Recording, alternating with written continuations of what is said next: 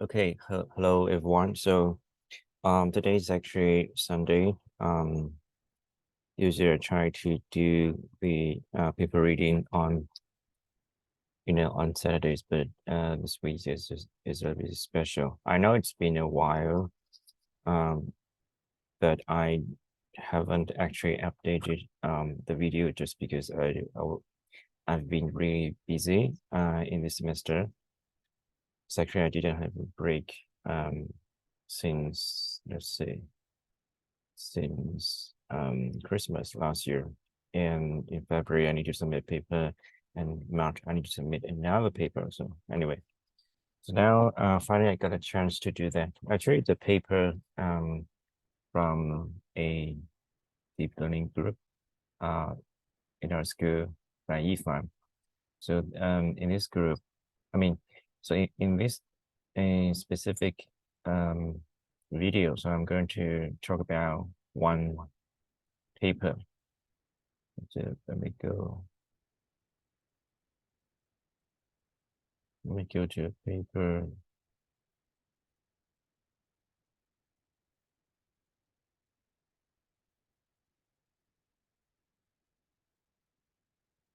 Okay, which is draw.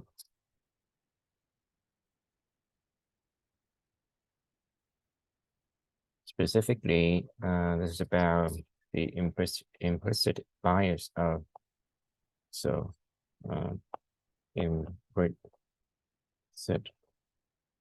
bias of stochastic gradient descent on separable data.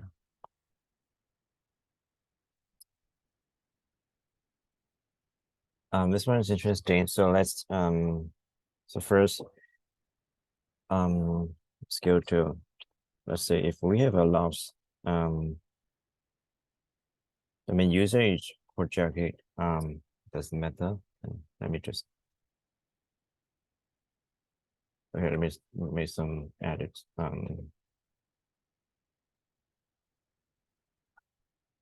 Okay, first let's talk about some of the context here.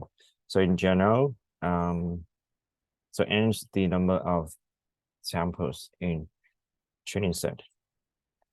M is the number of parameters, right? When we have small number of samples, usually in machine learning class, we are told that the model usually has bad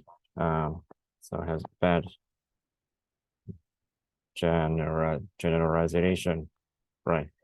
And then usually, well, for deep models, it actually learns, I mean, for any models, it actually learns it actually learn infinity number of solutions,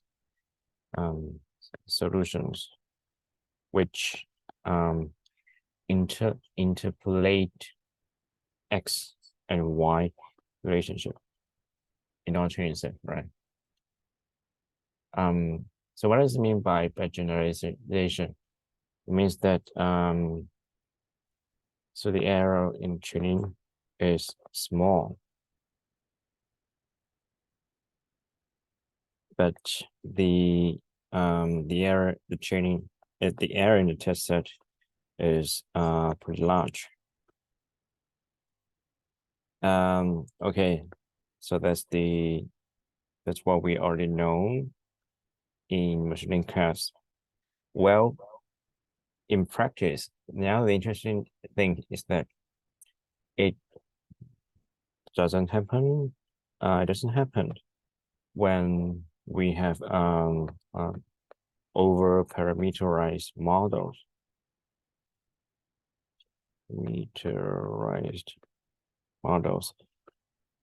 So especially nowadays, when we use deep learning, which is usually large, and usually we have much more number of parameters than samples. And the empirical observation is that it actually does a good job of generalization.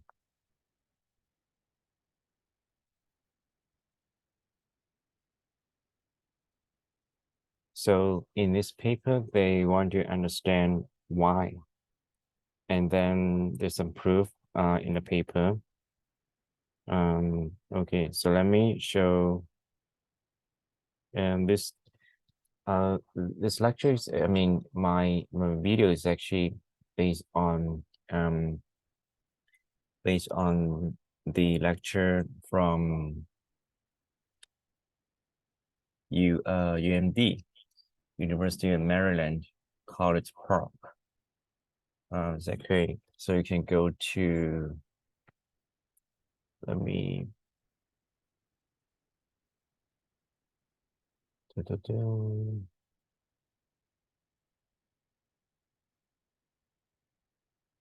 so you can actually go to this link. I'll try to text here. This link.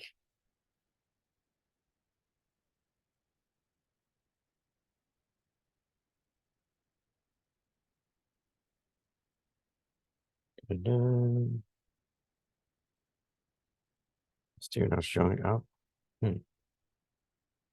And then the paper, for the paper, you can go see to what's going to send. Okay. And the paper is actually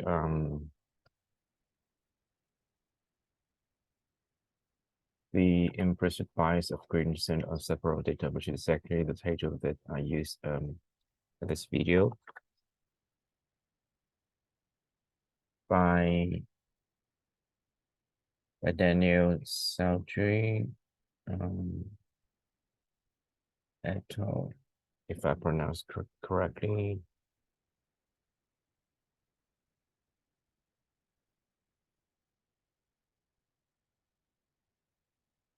Okay, so in this video, I'm going to go over the main intuition and also some of the proof if I have time. So we're going to do implicit bias of stochastic gradient descent. Things that there's no explicit regularization term. So regularization term. And this is because of the dynamics of stochastic gradient descent. It will actually bias the solution to the optimal one, which has a good generalization property. So let's before we let's just give a very simple example. So let's say we have a function f. You could see with w. So w in a deep learning model, you could think of the w is the of those parameters, and f is basically represents the it refers to model to y, and so w has dimension m. Y lives in the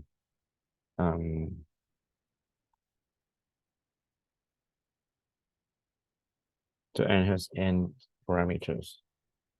Again, the number of parameters, sorry, so y has n samples. The number of parameters is greater than the number of samples. So let's say if we use a quadratic say let me check again. Double check. if we use a quadratic loss, and let's say 1/2 f, we are trying to minimize the differences, which is L2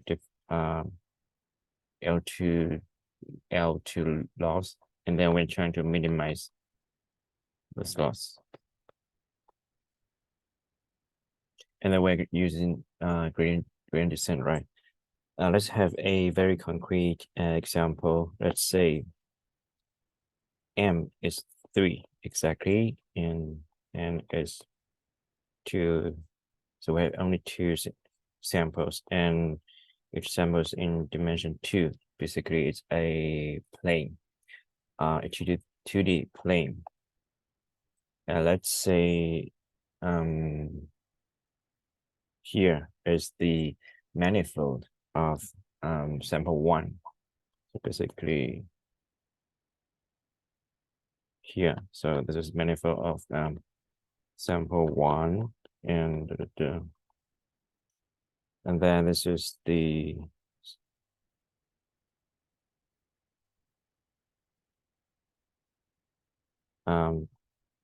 I forget my bad drawing. This is the manifold of sample 2. Now, this in order to minimize the solution will be, again, is the intersection here. Exact. The lecture said the lecture draw in this way, but one thing, I think it should be these points, the lines intersection, in the intersection between these two manifolds. But anyway, the point is that if, let's say, if we are in in a generic case, this is basically the hyperplane, which is the intersection, of space between all the manifolds in all samples. And usually deep learning, a well-trained deep learning network has a good interpolation between all these samples, right? Okay.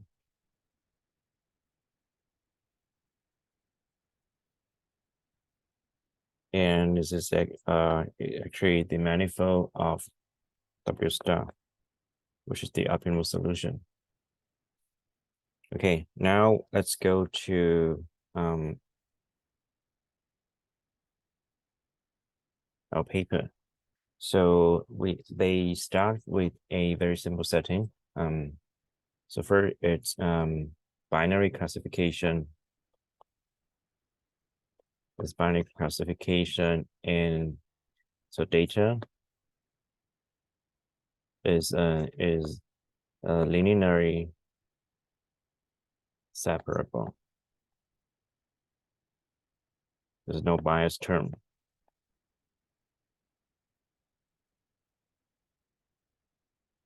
So no bias term, which means that B is 0. And we can draw something like this. This is negative sample, and these the positive.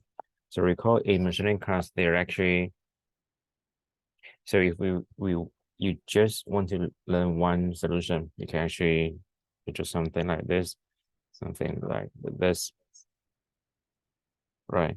But the question is, in order to generalize well, which one are you going to, which line, which hyperplane would you like to draw, right?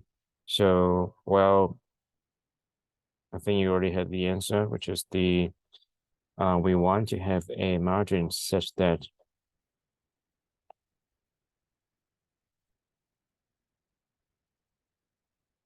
the margin is maximized.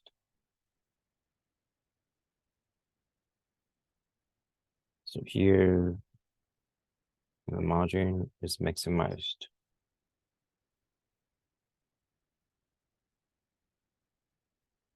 Right. And the solution of this one,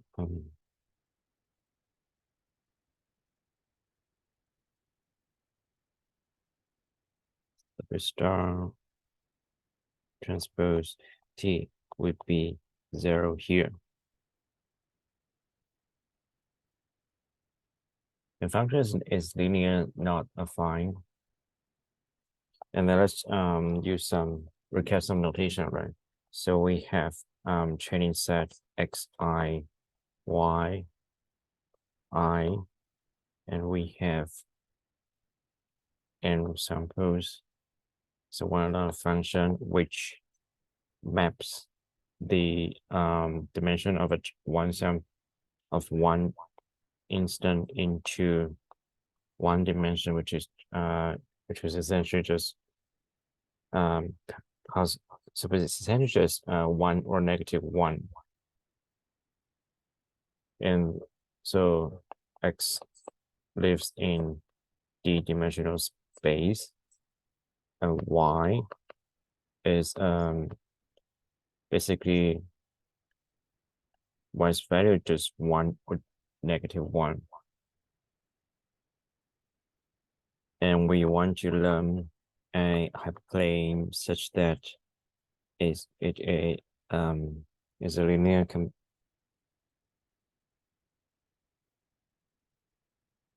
this is a hyperplane that we are trying to achieve. And then we can define the loss. So in order to, okay, so with this with these definitions, let's define the loss, right? So we want to minimize the empirical loss of this so with loss which is y. Let me use I t transpose xi, and then we sum all these in the training set. So we want to minimize this. This is our objective. Right. So assumption 1,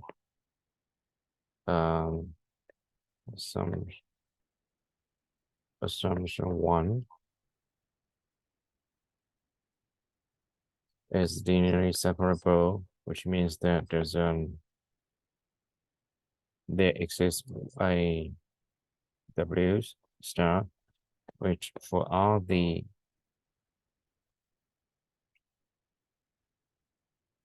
so W star T, it will be greater than 0. Greater than 0 basically means that just so recap.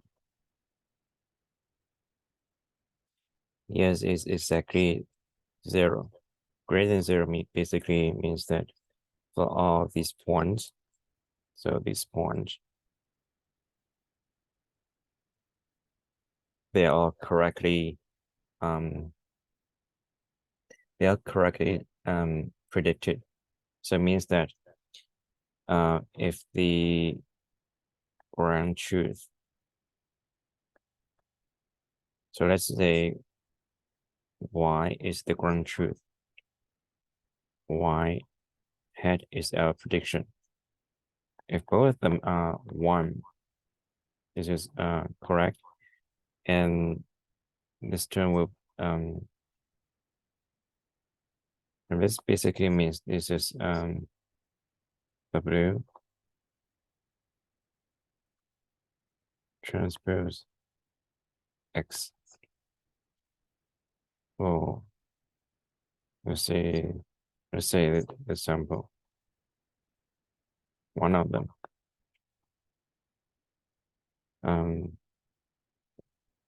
And that is a greater. And then if we multiply y in one hit, which is 1 by 1, then 1, so greater than 0. On the other hand, so if let's say 1 if the ground truth is -1, which is these. If the y here is also negative, it means that if we multiply, so this one is actually W transpose X. So if you multiply y hat, it will also be positive.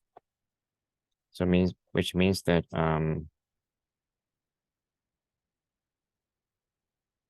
basically it means that these are all correctly labeled. I'm sorry, all correctly predicted, right? In assumption 2, I mean you can sorry, there's one more thing. I mean for all the incorrect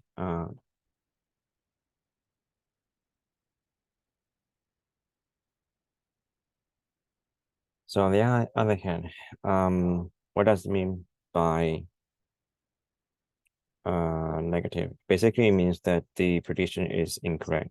If the ground truth is 1, predict is 1, or if the ground truth is -1, if you predict it as 1, all these will be 0. So basically 0 means no negative means that the model incorrectly predicts labels.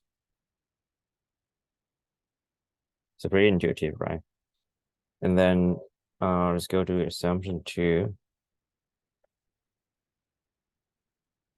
Assumption 2, so the loss is a positive,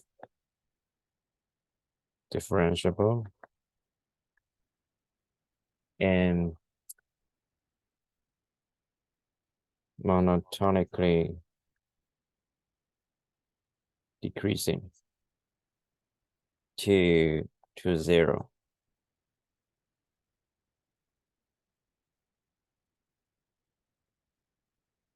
In math language, so for all the u, our u is always positive, and L and the gradient is always smaller than 0. If so if u approaches infinity, it will approach to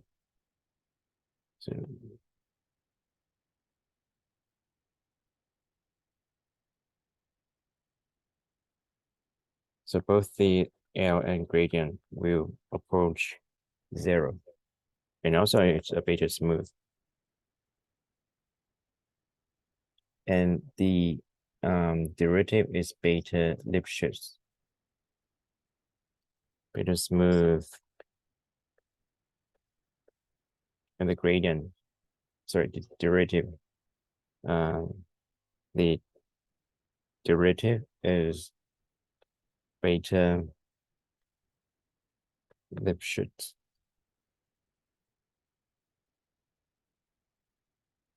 And the supreme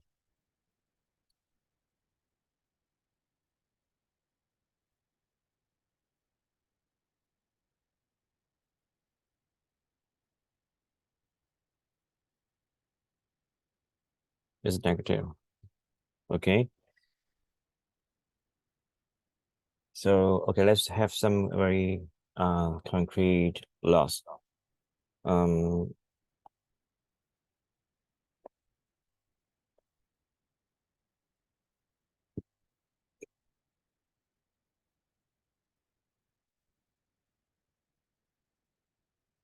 let's define y is u, right? So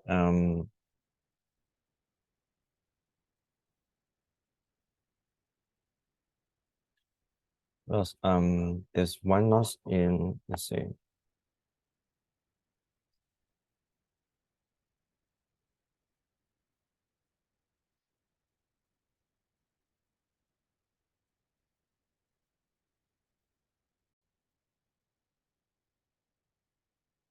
Okay, one of the common loss is, I mean, at the beginning, so let's consider the 0, 1 loss. 0, 1 loss. Here, let's go to here. So here it means they correctly label all the samples. So basically, if the ground truth is 1 in the prediction, sorry, U, and U is 1 or -1, 1. They all mean they are all positive. On the other hand, if we have 1, sorry, I think I go to, yeah. Oh, no, this is correct. I suppose if the ground truth is 1, I predict is -1, or if the ground truth is -1, but I incorrectly put it as 1, they all mean negative.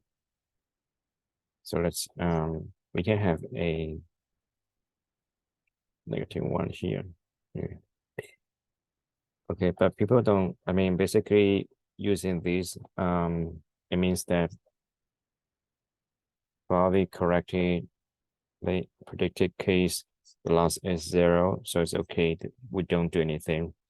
For all the incorrectly and incorrect predictions, and then we will have a loss as 1, so that we try to push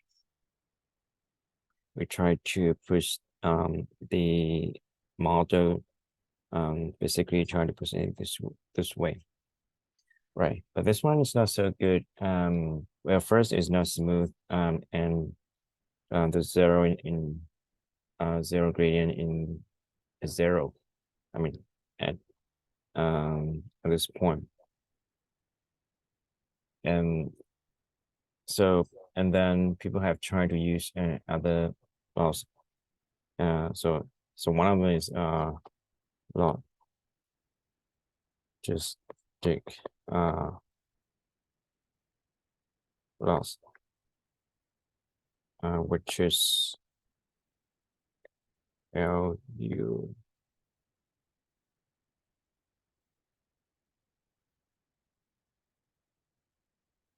here,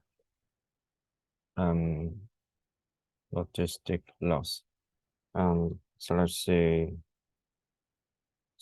Well, basically it looks like this, which is let's see,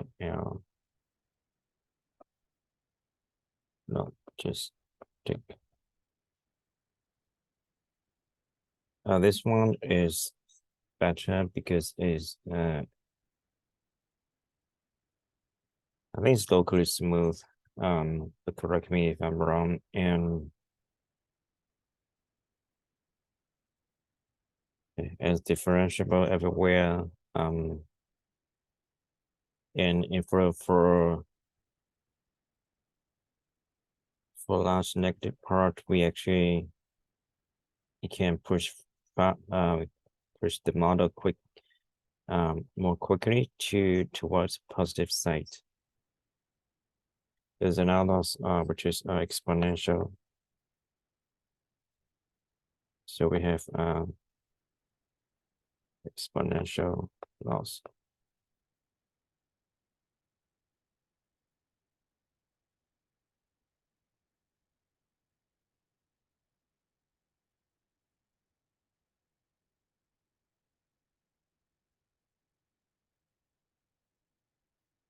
We use it the other color, another color.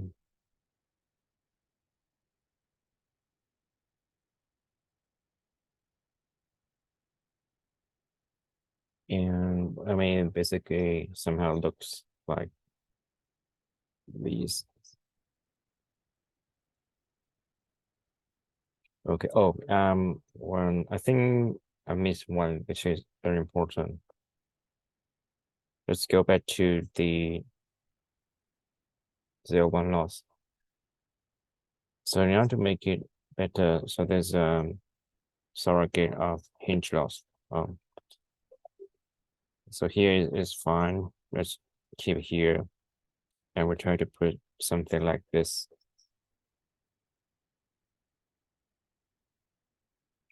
So L hinge. The intuition basically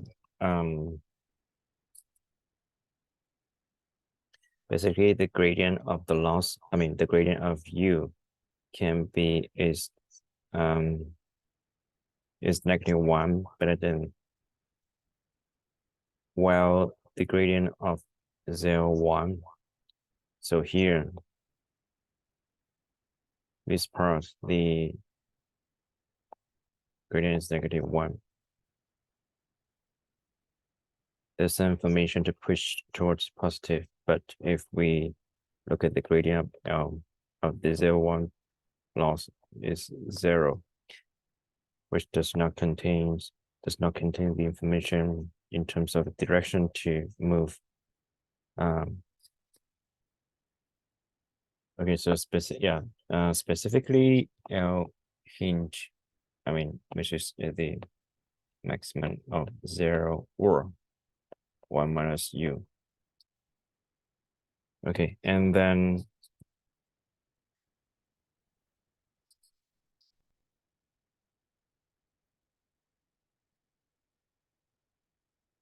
the data is linearly separable.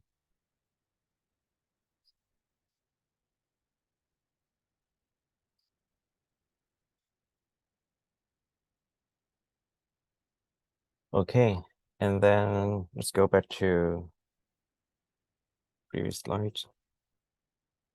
Let's go back to this example. So here we actually, this is an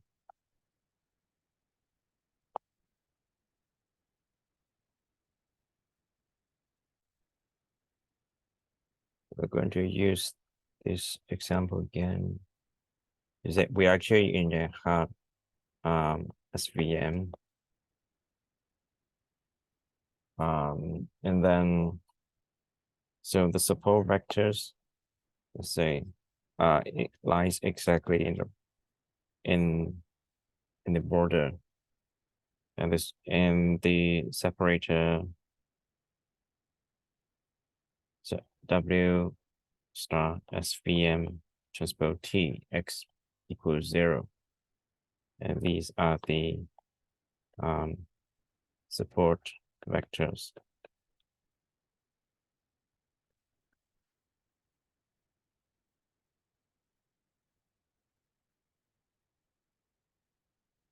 And just to clarify, so and if we have support vector transpose X, we use a normalized version, and so X, all these X actually lives in the support vector set. And we are trying to, and the objective for them is actually minimize it to xi would be, so one means those support means those points lies in exactly the border which are the support vectors. Greater than 1 basically means something far away from those support vectors. Okay, and then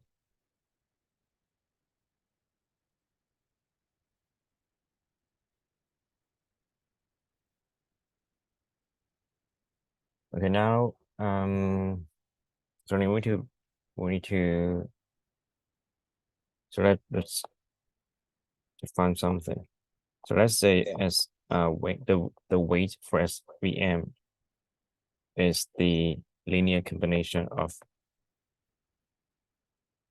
alpha.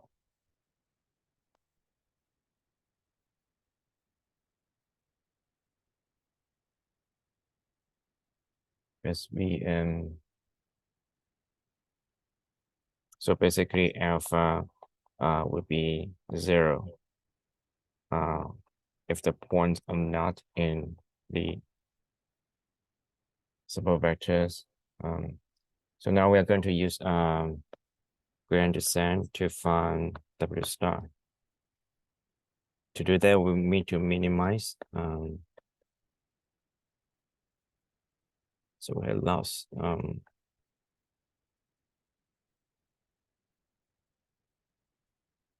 And to so let's look at the dynamics of W when using gradient descent, right? So here let's say WT next iteration is the current. Sorry, the W in the next time stem is the current one minus iter is the linear rate and the gradient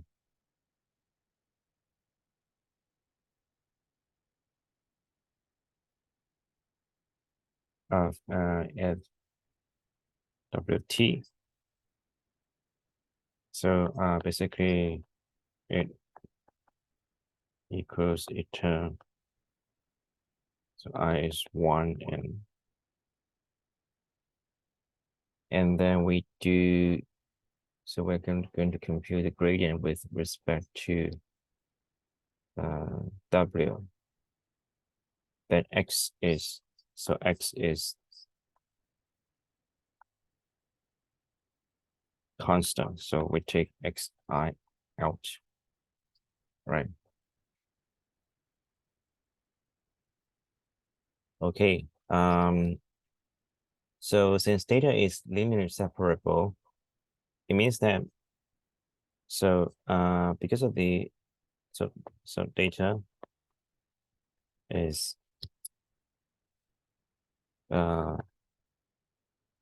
linearly separable. So it means that there exists a W, which is W star, such that we can separate data. So let's see. So W star transpose multiplied the gradient of loss, and then okay, that's the loss. Loss.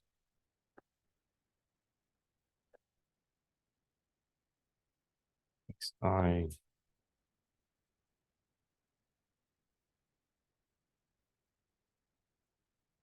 again. So this one is the loss. So with respect to W, which means X again, W, sorry, Xi is the is constant. And then we do summation of overall the training set. This term is actually here, just to be concrete.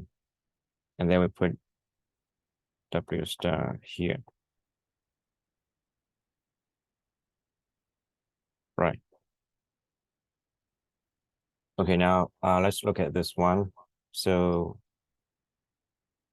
and we know that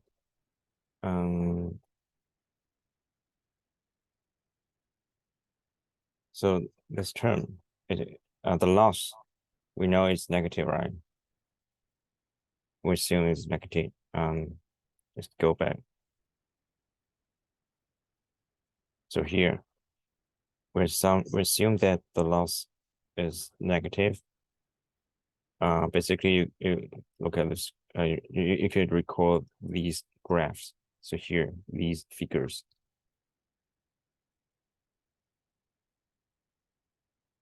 And then, okay, this one is negative. So this term is positive. Why? Because this W star again is W star separates all data, which means that separate all state data.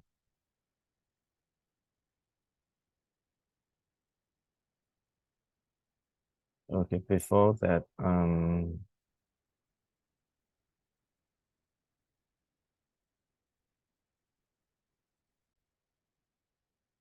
Okay, before that, I need to make a necessary change of some notation here. So let's see. Let me go back to the loss. It's basically some. So we are trying to use in the paper they use xi to replace yi and xi because when it comes to w, yi and xi are constant. We have loss here. So to be concrete, if we use yi, so y and x, it would be something like this I wt, right? And then if we just replace that, then it would be something like this. So it's a bit if I don't make this step, it's a bit confusing. So recall here and here. So okay, let's go back here, which means that we need to understand this one is actually x and y together. Anyway, just a reminder. So it's and then the whole so this term is positive because because again is 1 negative negative 1, they are correct. So it would be all positive. And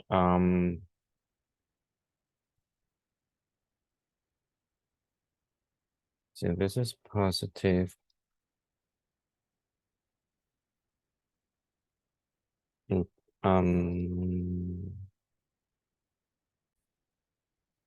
okay, so we have positive and negative, and when they multiply together, it means that the whole term is negative, which means that which implies there are no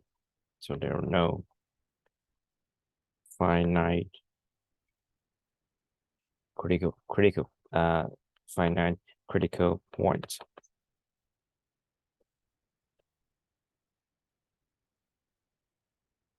Which critical points are the derivative is 0.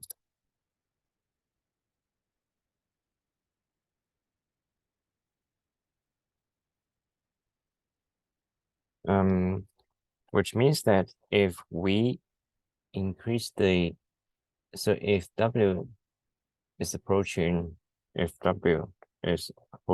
infinity, the loss is becoming smaller and smaller, but will not be exactly 0.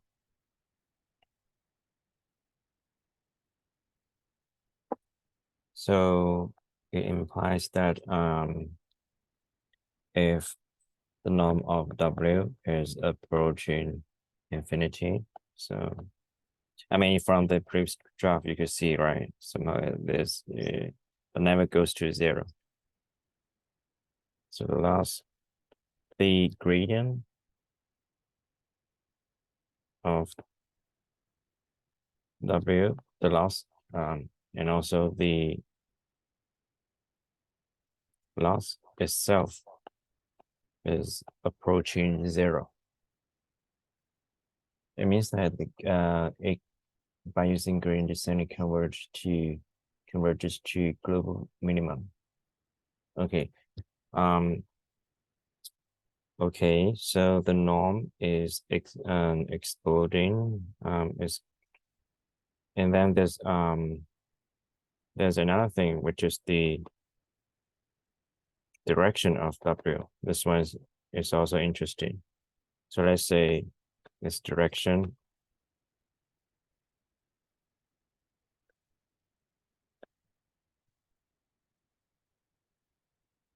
if time goes to infinity, where does it go? Right.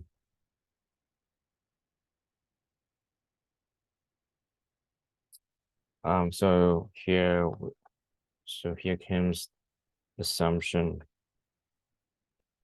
3. Because the loss function has an exponential tail.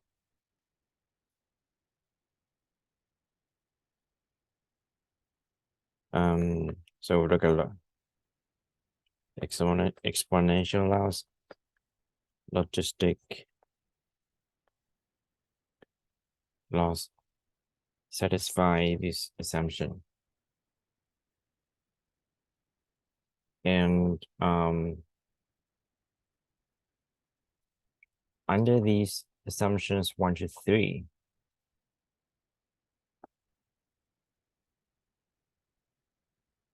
so under assumptions 1 to 3, gradient descent behave as, so let's say WT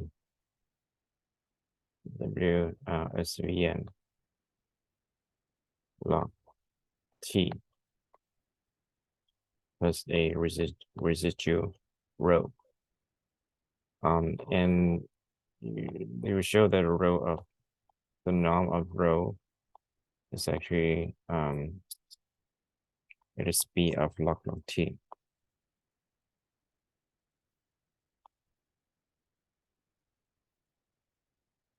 And they let's say let's assume that the direction of W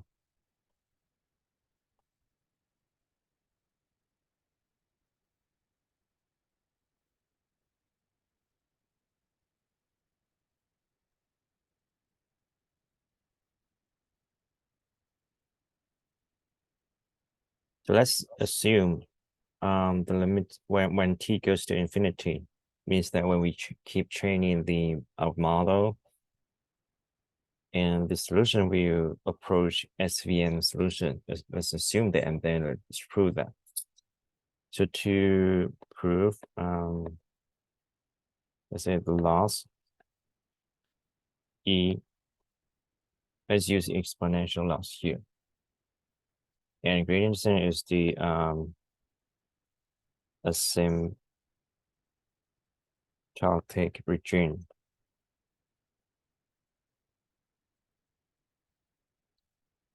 So WT transpose and XI approaches infinity for all I, because W is because the normal W is expanding.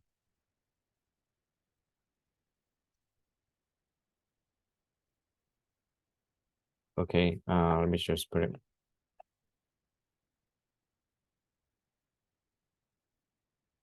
This is something we are going to prove. So first, assume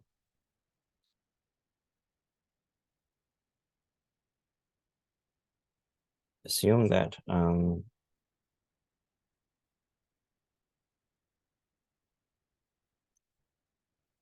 the direction of W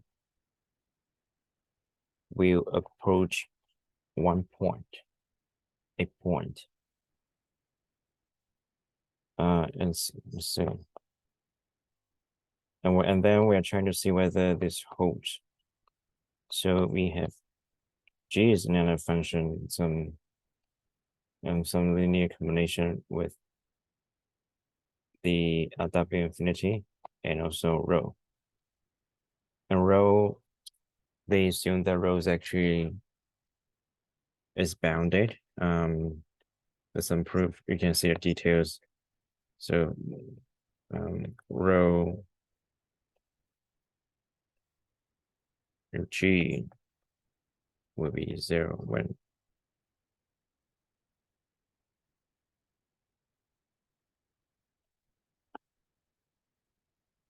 so this one is bounded and we don't need to consider. And this one we assume it's some it converges to a constant, which implies that G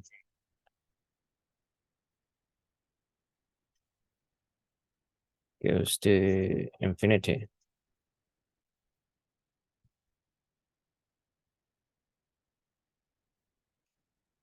Because we know W will go to infinity, right?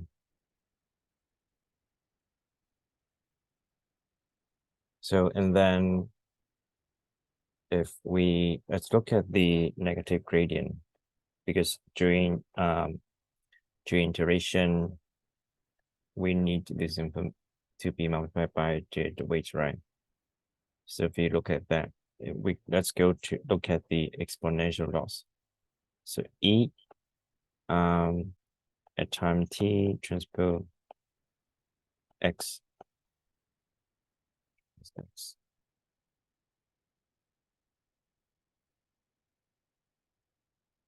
And then with sum all this in the training set.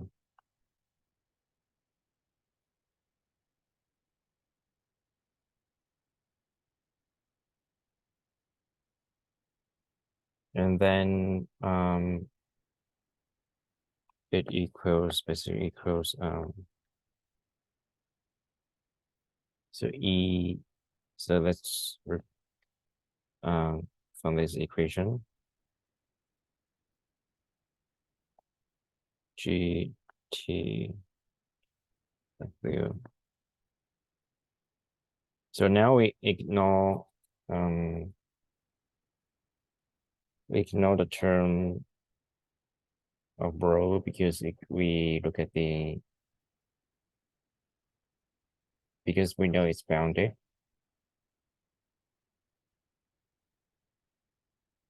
And then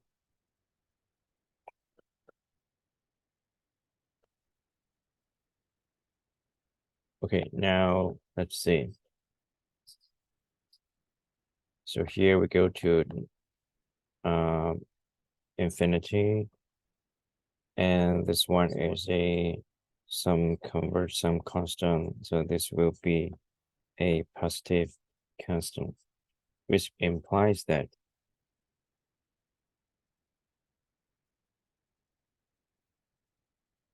positive this term will go to infinity.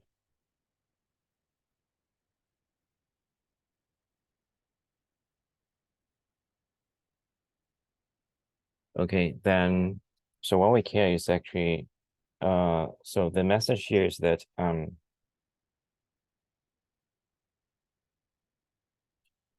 only the samples with smallest, so with smallest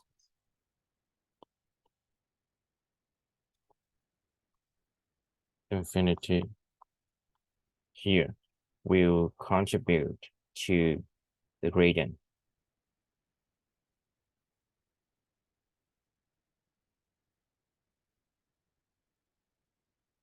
And these are the points that are trying to, these are the points that have the I mean these are the dominant term. These are the terms that dominate the loss. It's actually exactly the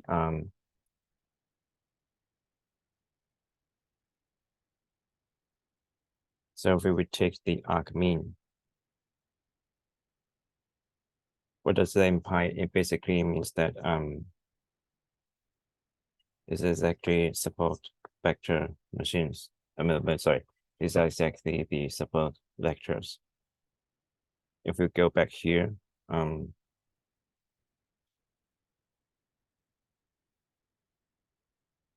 let's look at the exponential loss. Exponential is in yellow. So E. So basically the support vectors. So when we compute the gradient, only those support vectors matter. I mean these points.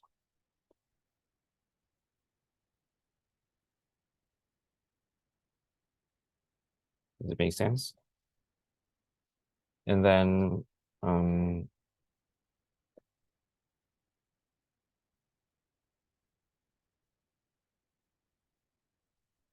which implies so mathematic formally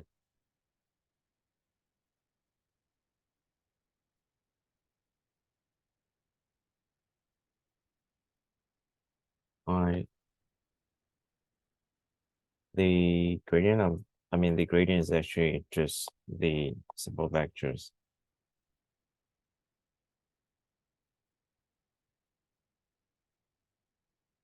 Which also implies that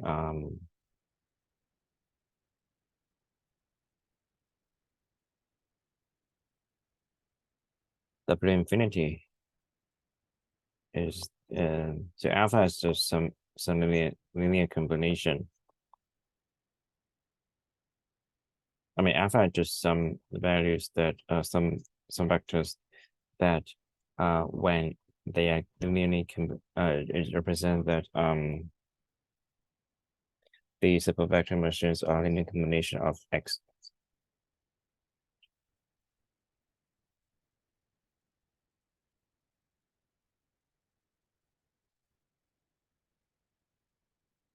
So here says that when normal goes to infinity,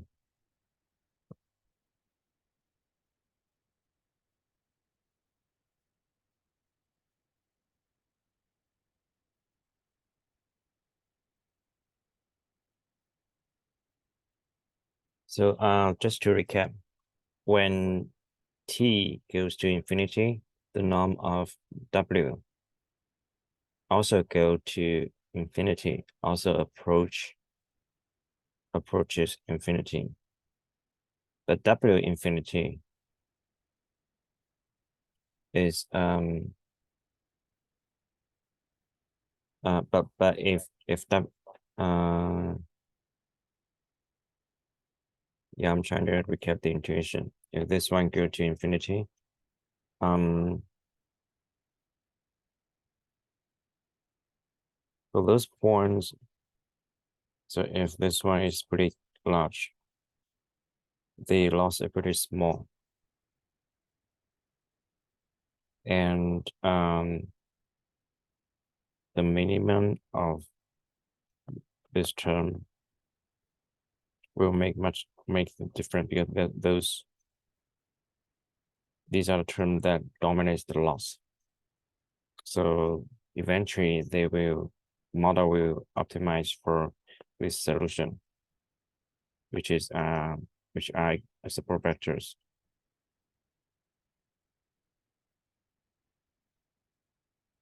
Because support vectors are if you take the value of that term, support vectors are minimum.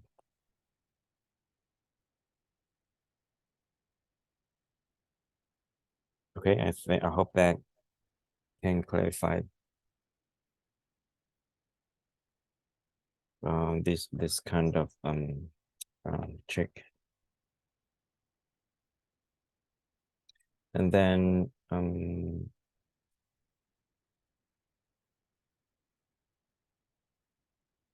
so W hat is sum of n alpha xi. So if I is 0, it means that it's not in the simple vector space. If fi is not 0, it means that simple. And these are exactly the KT conditions for simple vector machine. So which means that the direction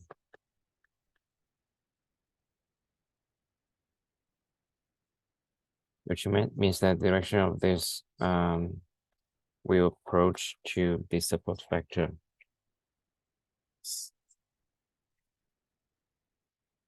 The convergence, the rate of convergence is very small.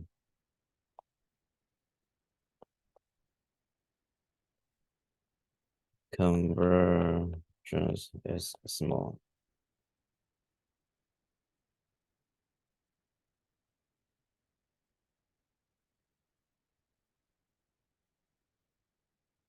So difference between this and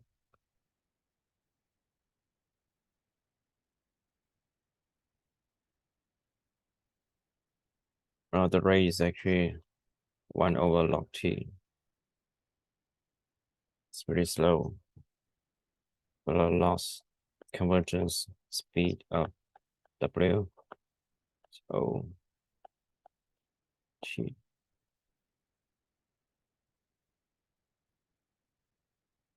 It's pretty fast. I mean, for L. So the takeaway is that even when the loss is pretty small,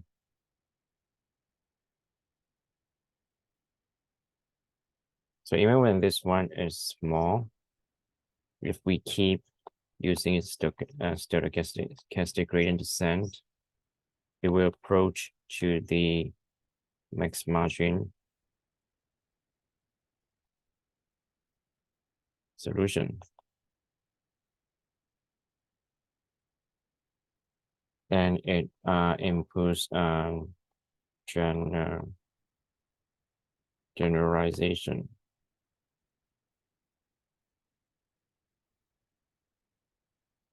So the things that we maybe we shouldn't just look at training or test error, but we also have a different metrics. We also look at the accuracy in the training and testing. So because if we keep training, the error of in the training set will maybe pretty small, become approaching 0. The test could increase, but if we look at accuracy, probably we can see that they are increased. I mean, for training, it could be just stable, but for testing, it could be increasing.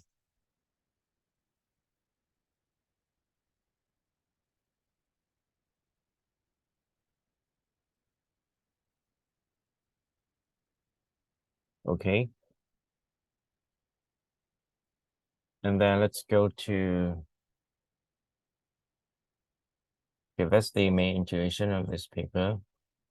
And then we can go to the simple proof of,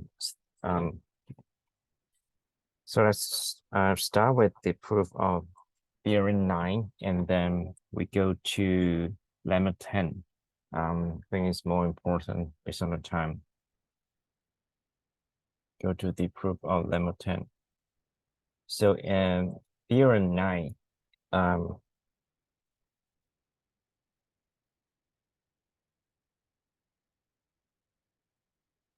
it means that, so let's use the exponential loss here.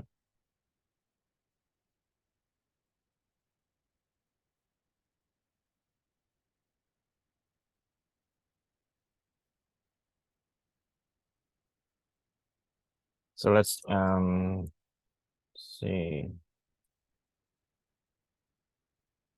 So let's define R to be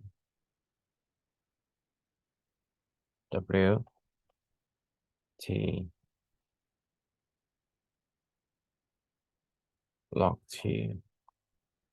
So W has actually the SVM solution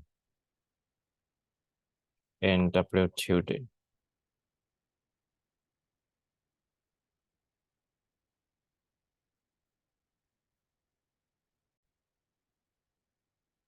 Wait, sorry, let me make some correction. It's just so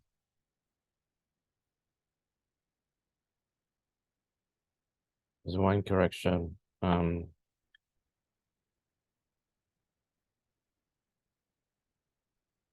W tilde is WSVN, and W hat is actually the L2 max margin vector.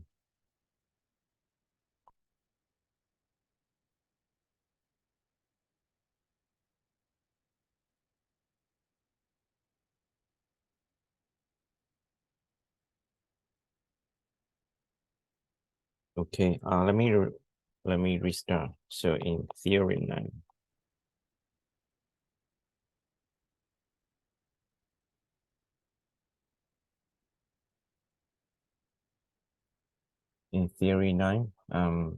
there's one assumption.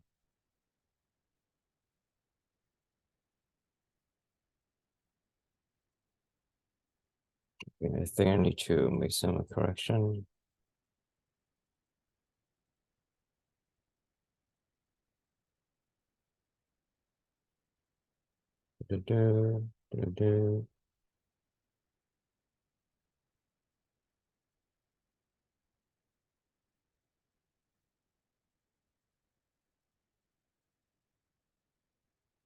Should be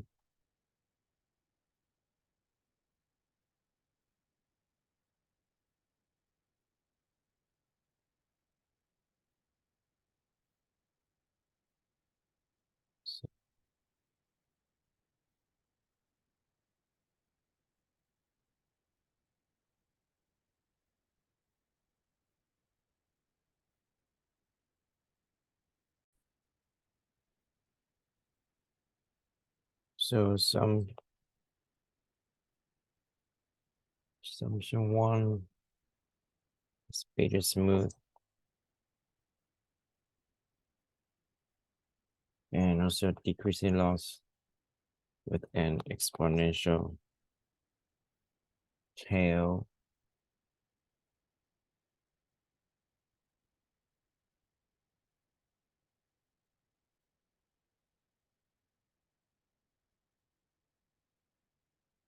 And any step size.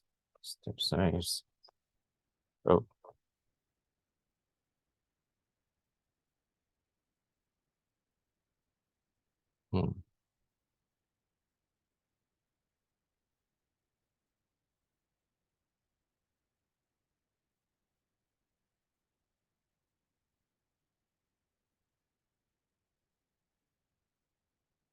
step size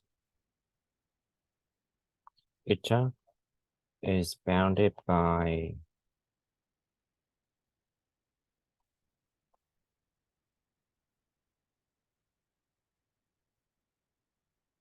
sigma.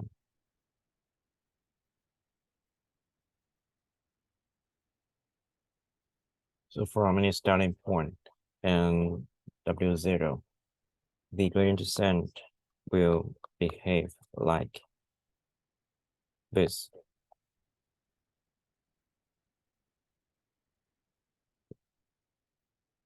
So again, double hat is the L2 max margin vector,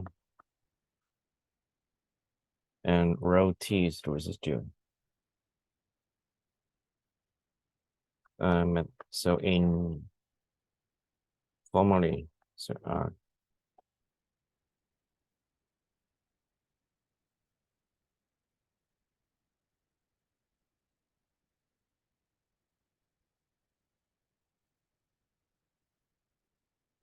let's satisfy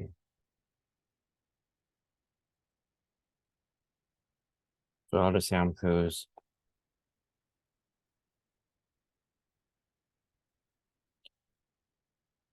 It will be greater, it will be equal or greater than 1. So 1 means that is 1 means those simple vectors, and greater than 1 means that some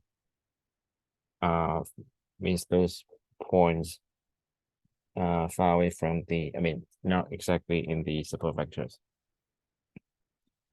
And the residual row is bounded. So here, this one is bounded.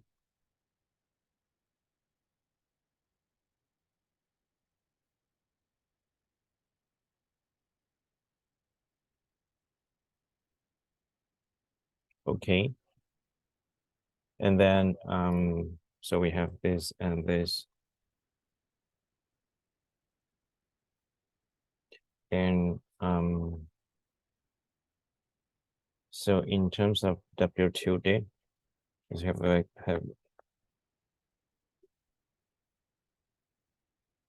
so let's say we have exponential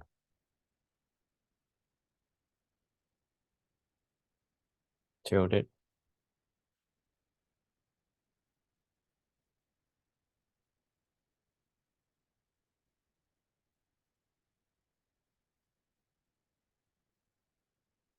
And then let's go to the proof of lemma 10. That's more important.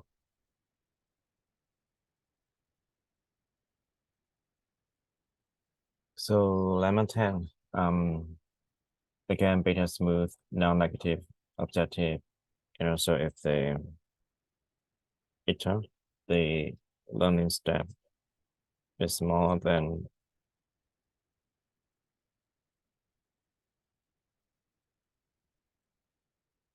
and from starting from W0, any t and the iterate is as follows.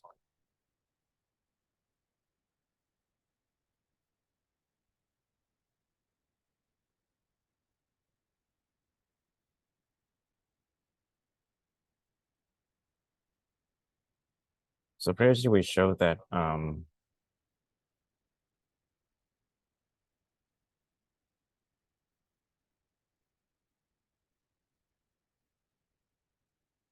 W2, the norm.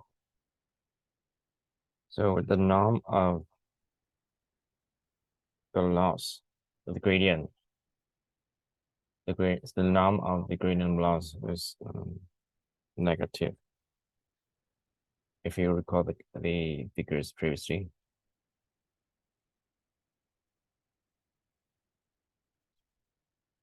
And then if we approach infinity,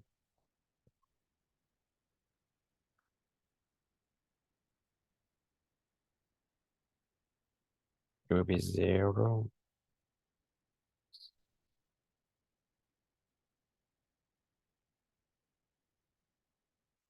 I mean, for any t, if you go to the plot here,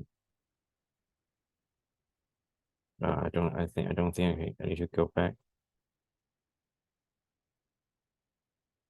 So it's like it's already negative, and when you goes to infinity, it will approach 0.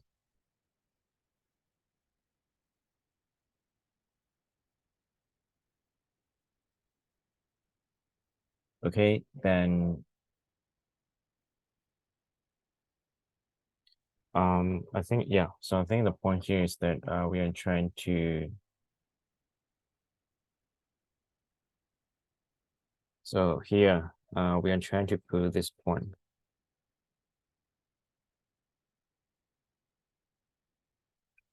to do that.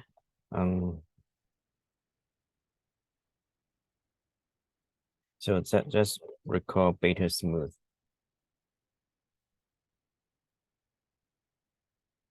Basically, it's the change of see.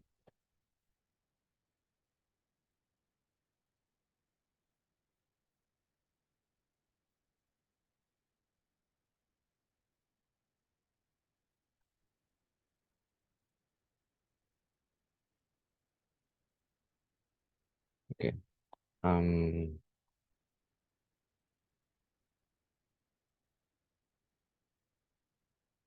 Basically, it means that the change of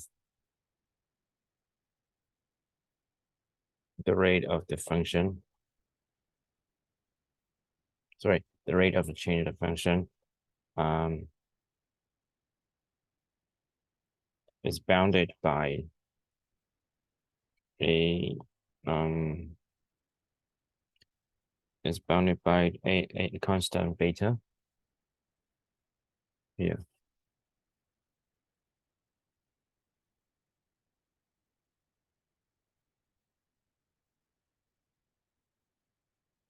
And then let's go to here.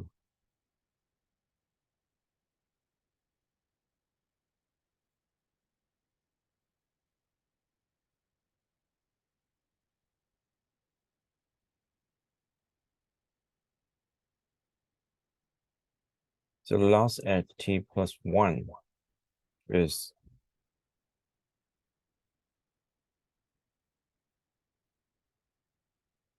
it will be I mean just based on this based on the beta smooth inequality, and we have this.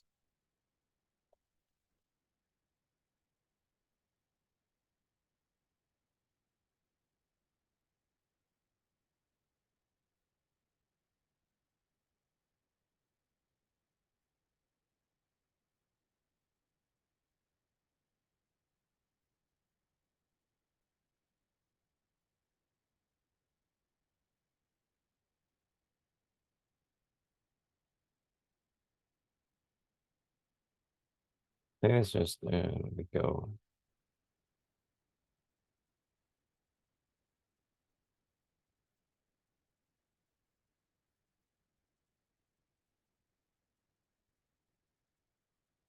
Can I plot this? And then I don't want any. What can I copy?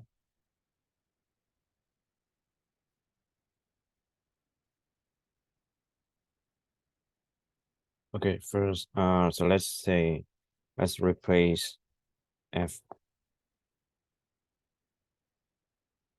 So let's say L W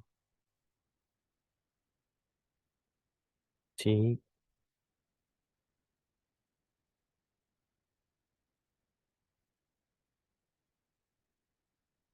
is Fx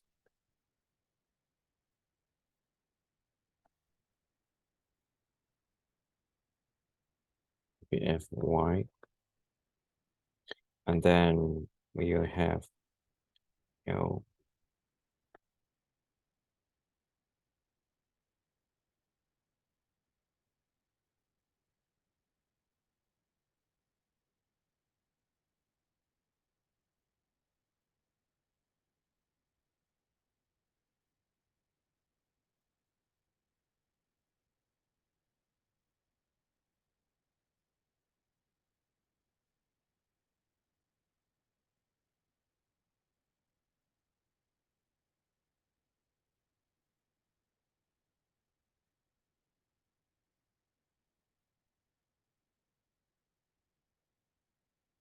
which is smaller than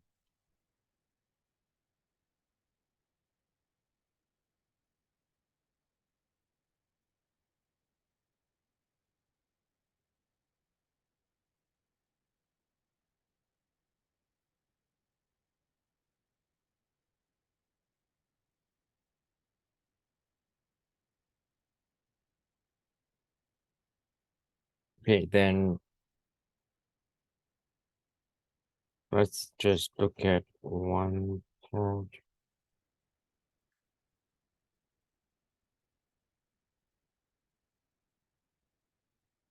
So now let's move this one to the left side of an equation.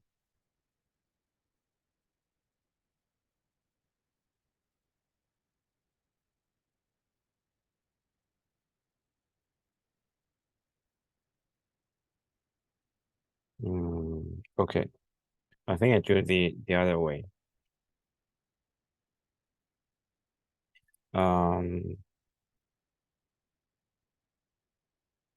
Okay, so I think I need to make some correction here. It should be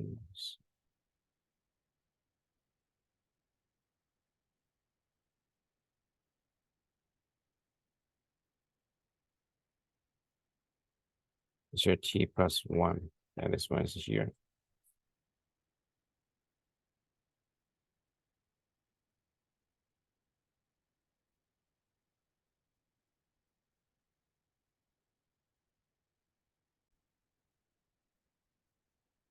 Okay, I make a correction here. Fx f of x should be loss of wt plus 1. So now I'm going to move this term.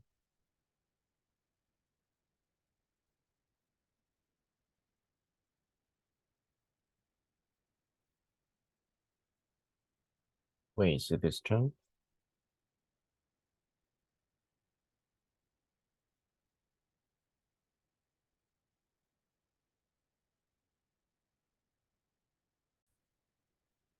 Okay, I think it's this term. Yeah. So here, let's move it to just one side of the function of the inequality. And then we will have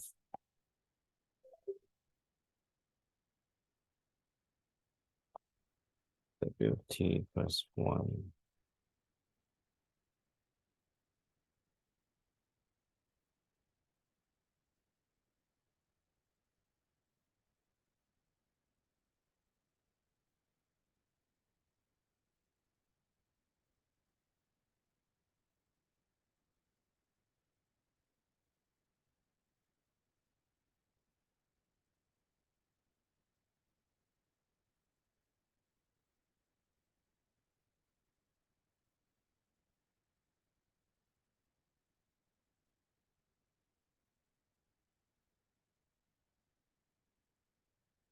And then it will be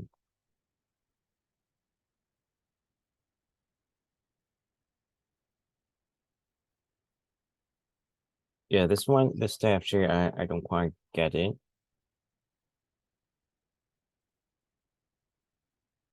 But essentially it's the yeah, and anyway, I don't get this one.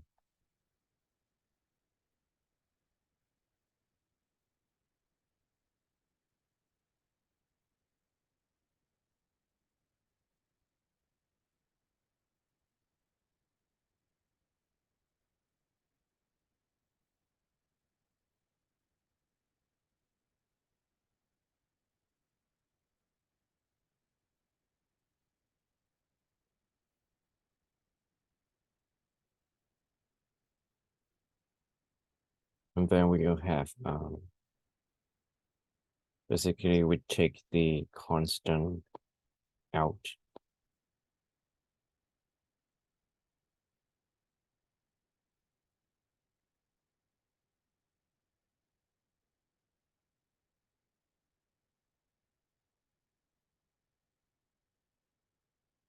Which implies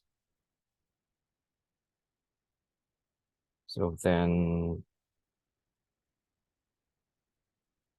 okay, now we just care about this term.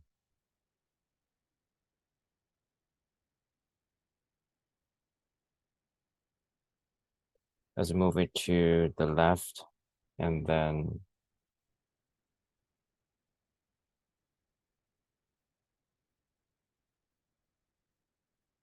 move this one to the right. And then basically it becomes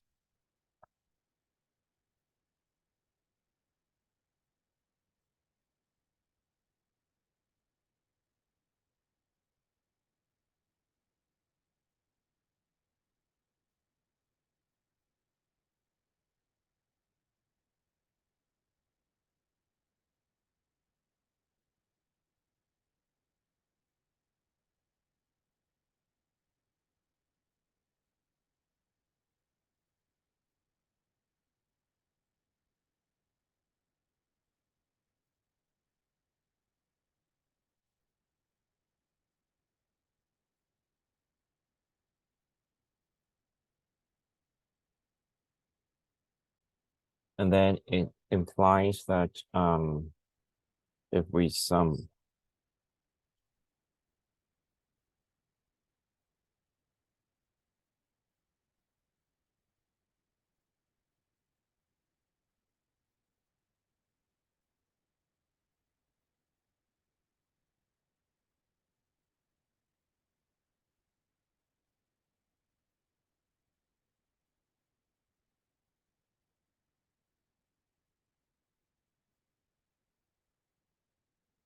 can just put here actually.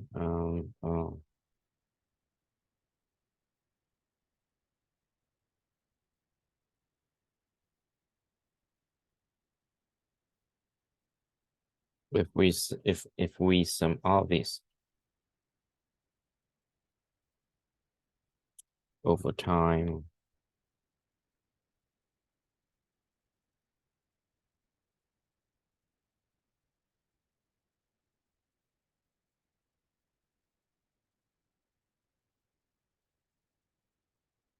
to t.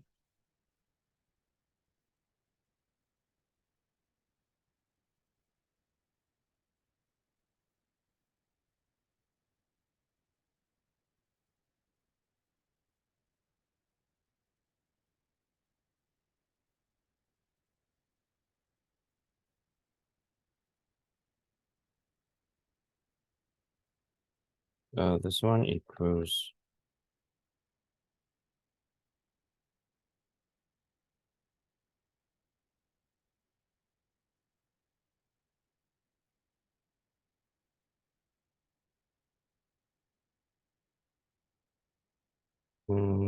yeah, I don't quite get this step.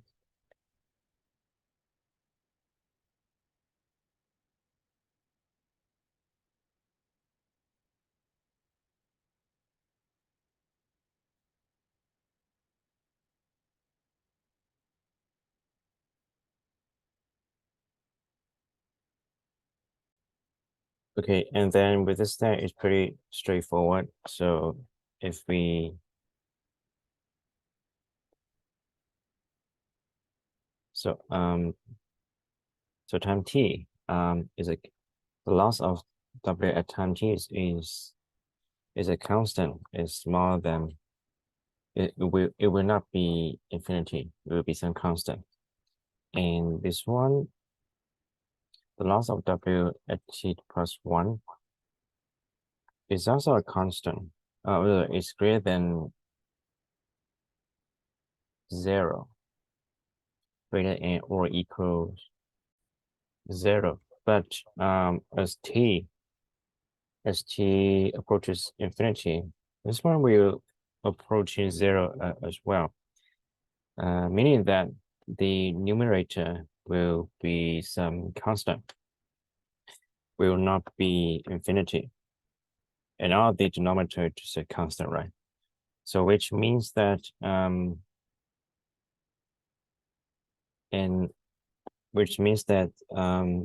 whole term, the sum, so you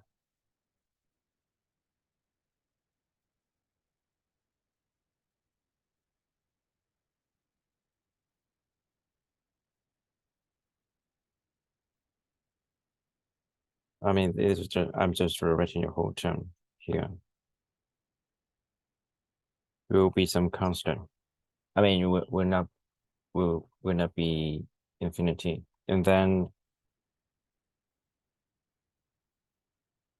in order to do so if we since we sum due to infinity, in order to make this one to be true, then in order for this one to hold true, and basically it means that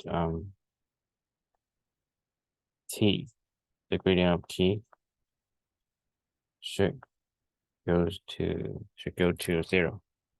Okay, I think that's the main point. And now let's see next week if I have time. Thank you.